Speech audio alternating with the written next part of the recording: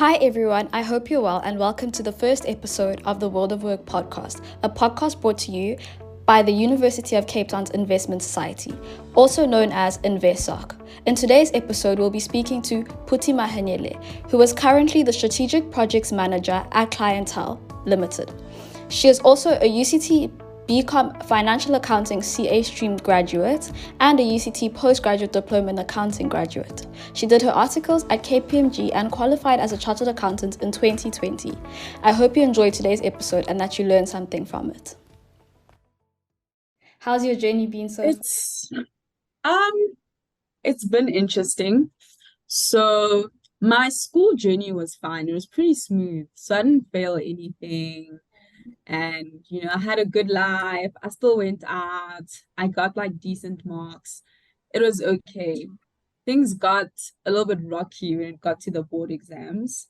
So the board exams were quite difficult. I thought I could coast through them like I did with school, but it was tough. I wrote my APC exam 3 times, so I passed it on The third time. I passed it on the third time.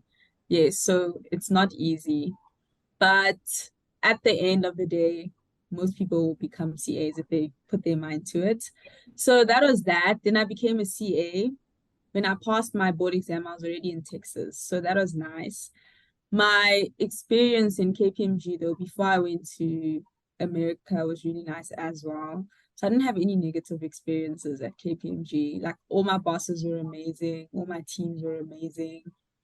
There were And some challenges. this was during COVID.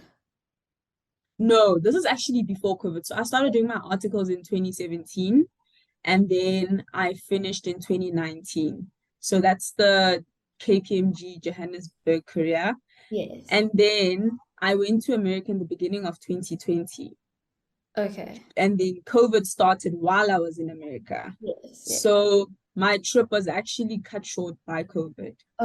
So I had to kind of make a decision whether I want to stay in America or come back. And I didn't want to be stuck there. So I decided to come back. But I decided too late because when I decided to come back, I was connecting via Heathrow.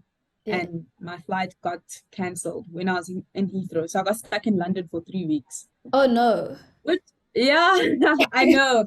But KPMG was really supportive and nice because they got me a nice apartment. Yes. And I just stayed in that apartment for 3 weeks. But it was boring because I couldn't really experience the city because it was it was a shutdown, like a complete shutdown. Not even Nando's was open. Oh my God. So yeah, like only the convenience store was open, Sainsbury's, which is like Pick and Pay.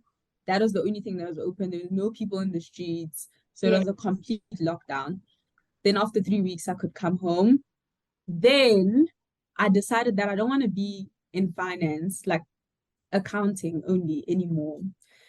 I wanted to do like strategic work because I wanted to understand the business side of the work I did rather than stick to the financial aspect of it. Because when you do, or when you're in a finance function, you're very focused on IFRS and accounting and very like financial specific things. And I wanted to come up with like new ideas that would change businesses and operations and strategy. So I needed a role that was going to expose me to that. So I thought, okay, let me go into a consulting. Then I interviewed with BCG and Bain and all those companies. And while I was interviewing with BCG in the last round, then Voice contacted me. They found me on LinkedIn. Okay. Then they were like, no, we have this position open. It's for head of finance. And I was like, I replied to the founder. So the founder, Matthew, messaged me and I was like, no, I'm not really interested because I'm not looking to go into like finance, I'm looking to go more into like a strategic role, like to actually make a difference in the company because finance is a support function. You don't really change lives, like, no offense to, like financial managers out there, but yeah, you don't really change the company in a finance function. So I was like, I'm not keen on doing that. So he's like, no, actually, that's perfect because we're looking for someone who can do both. Someone who has a financial background, but then is also like a strategic thinker. Exactly. That's why then they changed the role to head of finance and strategic projects, because I did a lot of strategic projects. And then I had to choose between like the consulting and the startup. And I was also like, do I want to go to a startup? I'm not sure. It was never something I actually wanted to do. But I Okay. think it was one of the best decisions I made in my life, because I learned so much. Because at a startup, you do everything. Yeah. Even though you are head of finance and special projects, you're involved in product development, you're involved in marketing, you're involved in everything, which is what I love, because I like to learn. So I really enjoyed that. But I got to a point where I'm like, startup life is not for me. I actually like big companies. And I was fully remote at Voice, Yeah. which got quite boring because I was at home for like 2 years. So like, I want to wear my clothes, like I Yeah, want to you wear want to my get heels, dressed I want to up, go go to to the the office. exactly. I want to dress up and go to the office. Like I want to make new friends at the office. So I want to work for a big company again.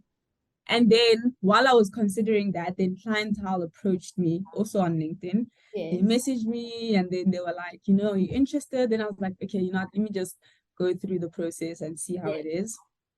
Then I interviewed the first round and went well. And then I interviewed with my current boss now, the managing director, and it was really nice. And then I knew, I think I want to come here. Then my final interview was with another managing director and the HR director. Then I was like, okay, I definitely want to go there. Then Yeah. they made me an offer and I'm here now. So I started here last year. Oh no, that's amazing. And Yeah. was there, so you mentioned that like you really want to be part of like the strategic development of a company. Mm. What made you decide to go the CA route then? I wanted to go the CA route from like grade 9. Oh So wow. I actually wanted to be a fashion designer before then, because I've always loved clothes. Okay. Yeah, I loved clothes, and I even used to draw designs and Yeah. all that like stuff. But then I was like, these people don't make money. So I need something that's gonna, get me money. So I was like, okay, then I Googled some things. Then I found out that, okay, there's a shortage of, Black female CAs Yeah. in South Africa, and CAs earn a lot of money. And I was like, okay, no, I think I can do this. And at the time, I actually liked accounting and Okay. maths. Like, no, this could actually work. And then I was like, no, I'm going to do it. And as I grew older, like when I was in university, I went through with it because I found out more about how the CA qualification can open doors for you. So you'll probably know that like a lot of CAs, some of them are financial managers, but then they branch out into so many other different things. Because Yes. yeah, Whether exactly, it's like the CA qualification. corporates or like Yes, entrepreneurship. Yes. yes, exactly. Because the CA qualification itself, it gives you like a wide range of skills, whereas you're not limited to accounting or finance. You can do so many things, throughout the CA Mm. journey. You learn how to think strategically, how to problem solve, all those kind of things. So you can really do anything after you get the qualification. You're not stuck. And then, so you said you had a really smooth university experience. Did you Mm-hmm. do anything on the side, like extracurricular activities? Were you part of like InvestSoc or any other societies? Funny enough, I was part of InvestSoc, but for like 2 months. Okay. Then then I quit or left. I don't know how I went about it, but I Yeah. was part of WineSoc. Okay. So I enjoyed that because we used to do like events every Friday, and my friends were also part of WineSoc, so that was nice. And then I also like participated in a lot of the Res stuff. So I was part of Housecom at Res. I was the treasurer there, and then the treasurers in all the Reses, because I was in Fuller. So the treasurers in all the Reses had their own like committee. Oh So I wow. was the deputy chairperson of the treasury committee. Mm. And then outside of that, I didn't do much. Like I just went out with my friends, to be honest. Okay. Um, yeah, no, I didn't do anything outside of that. What? Okay, so what advice, what would is there anything that you'd do differently if you had the opportunity to go back to university, firstly? And then Mm-hmm. secondly, these two are very similar, but like what advice would you give to current university students, especially who are like in CA stream about their Mm, experience there? yeah. Okay. I love this question because I wish someone would have said something to me. So Yeah. first advice is to participate in everything, even things that you feel like are not for you. So your wine socks, your invest socks, and to actively participate because not it's not just about what you do in these societies, it's the people you meet. Like Mm. this is networking. You'll find that when you are 30, that person that you're working with in InvestSoc could be the person who recommends you for a job, or or your boss, or you employ them, so the world is so small and interconnected. You'll find that a lot of the people that you at school now with, these are the same people that you're going to interact with later, or the people you interact with later will be connected to those people. So participate in everything, not just societies, like even going out, people you meet in the club, like those relationships are important too. So that, first of all. Second of all, keep an open mind. So I had a bursary with KPMG. So because of that, it closed me off to other avenues after university because Other I had a bursary. firms. Exactly. Other firms. Because I had a bursary with KPMG, in my mind, after graduating, I'm going to KPMG, I'm going to do auditing, and then I'll see. So if I didn't have that bursary with KPMG, I would have participated more in the career phase. So I didn't go to the career phase because I was like, "Ah, I have a job after this, I'm fine." But I would have went to the career phase, listened to those people, and actually opened my mind to other opportunities outside of audit firms. If I could go back, I would have done my articles at a consulting firm, like Okay. at a Bain, a McKinsey, or a BCG. I think it would have made sense for where I am now. I mean, I ended up here now, but it would have been smoother if I did consulting right after school.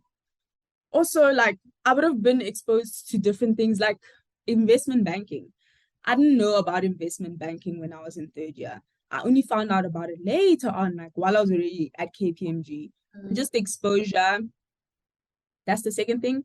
Last thing is similar to to the first thing, but to meet new people. So don't stick so much to your clique.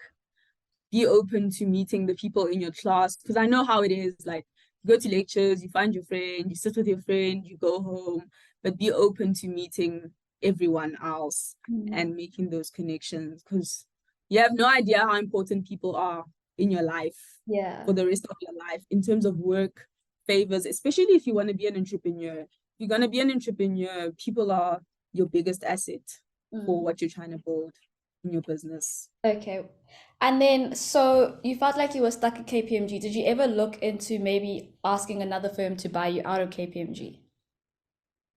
Um, No, because I didn't feel stuck at KPMG. I was very happy at Okay. KPMG, but I was complacent in terms of looking at other options. Okay. Okay. So because I knew I was already going to KPMG, I kind of closed my mind off to other firms, other opportunities. So I didn't even want to go to other firms because you don't know what you don't know. I only found out about those things once I actually was almost done at KPMG, and I was like, what's actually out there now? Hang Then on. I looked, and I was like, okay, no, I actually could have done that. I mean, I don't regret it at all because the people I met at KPMG are absolutely amazing.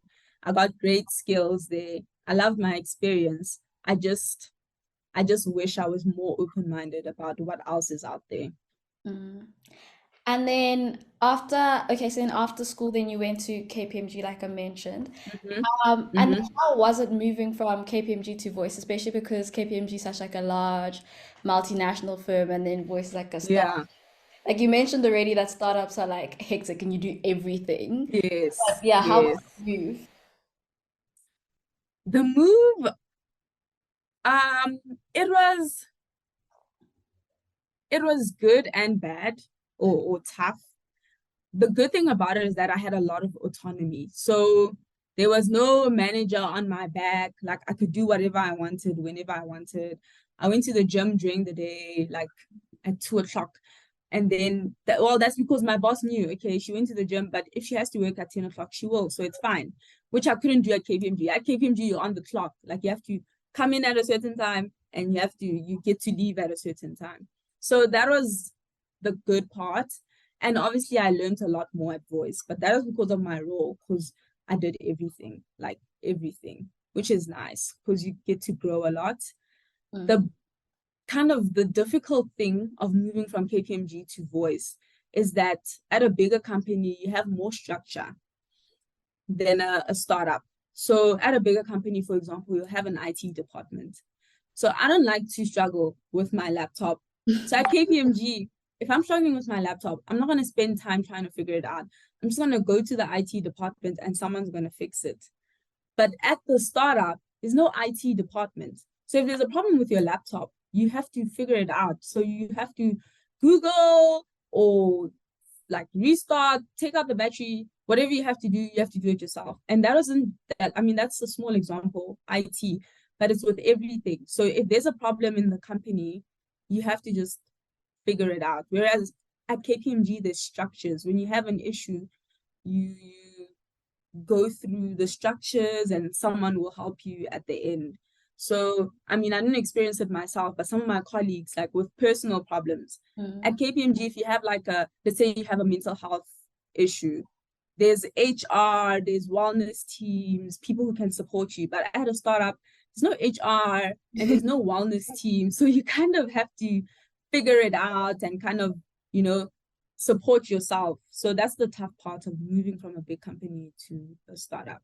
Yes. And then, so, okay, with KPMG, so you worked at the USA for like 4 months.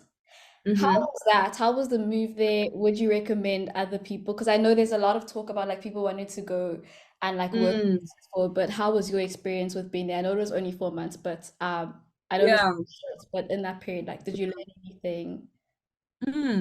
It was really nice. It was really nice because again, you get to meet new people, and I would definitely recommend it to anyone because international experience is something that's very respected in South Africa or anywhere really. So if you want to start a career in a different country, having international experience will help you. But also, even if you don't want to have a career in a different country, international experience is always a benefit. Like it looks great on your CV. I liked it also because I got to learn a lot of new things because obviously Americans do things very differently to South Africans, but you also learn about different cultures. So Americans are very different from South Africans. They're less friendly because at KPMG in Johannesburg, we always used to have lunch together as a team. Like Yeah. we all take lunch at the same time, have lunch together as a team. Then I got to America and everyone just has lunch at their desk, or like it's everyone mind your own business. So there's less of that, like, let's get together culture, let's all be friends. So that was different. The hours were very long in America, Mm. and the work culture it's very hectic. There's no work-life balance. So they work all the time. Like my manager was calling me on a Sunday evening and he thought it was okay, because that's how they do things there. Everyone left the office at like 9 o'clock at night. Even if you don't have work, it's just abnormal to leave when it's still, light outside. Yeah, people feel guilty, even if you don't really have a lot of work, but it's 5 o'clock, you feel like, let me just find something to do, can't be the first one to leave.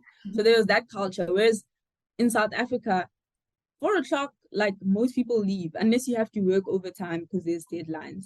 So that was the most, I guess, challenging thing, but otherwise it was very nice. I would recommend it to anyone. Okay. Would you have, looking back at that experience now, would you have still chosen to work in Texas or would you have gone to maybe a different city or a different country? Definitely. Yeah, no. I would have. So London was my first choice. Okay. That's what I wanted to do. But they said I could only do London if I did a long-term contract, which was 2 years. And I was like, I don't want to be tied down to London for 2 years. So if I could go back, I would have done London. I would have chosen London. And I probably would have done the 2 years because because I would have been in London already, I would have moved to another company easily. So yeah, no, and I'm not crazy about America, to be honest. So Texas was like a backup. My first option was always London. Okay. And Yeah. so now you at Clientele in Johannesburg. How's that going? Hmm. How have you liked it so far? Did you always know you wanted Oh, to wow. eventually? No, I always knew I was going to be in financial services. I just didn't know which company. Okay. I always knew it was going to be listed. So I like it a lot here. So my job is very challenging because it's a strategic projects role. So it's basically just problem solving, helping the company grow. And because of my background as a CA, I have additional roles like budgeting and finance related roles, which is interesting for me. So I'm constantly busy, constantly in meetings the whole day. So I have to do my work either early in the morning or late at night. But it's very rewarding. And my boss, he actively wants me to grow in the company. So he gives me challenging tasks and he gives me like opportunities to present. So I'm enjoying it a lot. It's forcing me to step out of my comfort zone in a lot of ways. So yeah. And the people as well, are you enjoying working with them? Yeah. That's amazing. Yes, the people are very nice. Like the guy who sits in the office across mine, he's so helpful, he's so nice. Like ever since the first day I got here, he's just been helping me with like answering all my questions, anything I need, he helps. Like generally the people who sit around me are very helpful, but also the people that I've interacted with in the company. I haven't come across someone who's given me problems yet. Um, and I work with a lot of departments because my role requires me to talk to finance, talk to sales, talk to almost everyone in the company. I interact with a lot of people in a day, but everyone's been very supportive. Okay, that's amazing. And do you see Yeah. yourself, I'm not sure if you can answer this, but do you see yourself like staying there for a couple of years? Do you know where you'd like to see your career like end up in like maybe the next 10 Hmm. years? Um, yes, I can answer. I do see myself here maybe for like the next few years. I don't like to think too far ahead, like 10, 15 Okay. years. But within the next 5 years, I want to be an executive Okay. here. If not an executive here, then an executive somewhere else, probably then in the UK with my boyfriend. So that is my relationship will determine where I go because I want to be in the same country as my boyfriend. So it's either we come here, stay here in South Africa, or we stay in London or Dubai. So that'll determine where I am. But in terms of my role, I'll have to be in a top management role.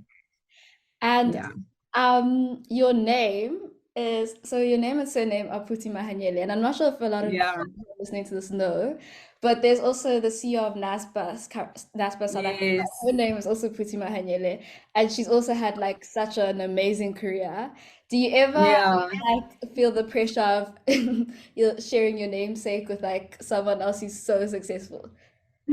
It seems like No, no. I mean, it's ambition good runs in pressure.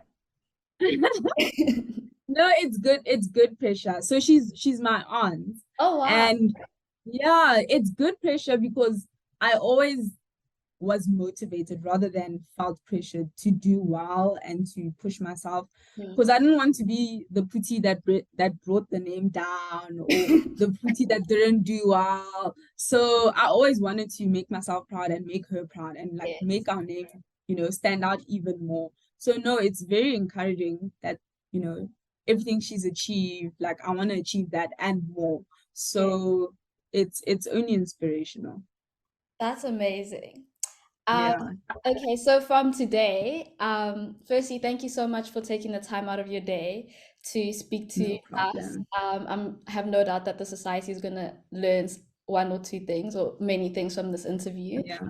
And I've definitely learned that have my LinkedIn working properly. Sounds like you've gotten like a lot of job opportunities from there. And Yes. so make sure that it's working and well. And definitely join other societies, even if they're not for me, or even if I don't think Mm. they're for me, and be like be very active in those societies. And yeah, so it's definitely something I'm going to take from this interview, and I have no doubt that other members of the society are going to take one or two things from this interview. Okay, no problem. And I hope they enjoy it.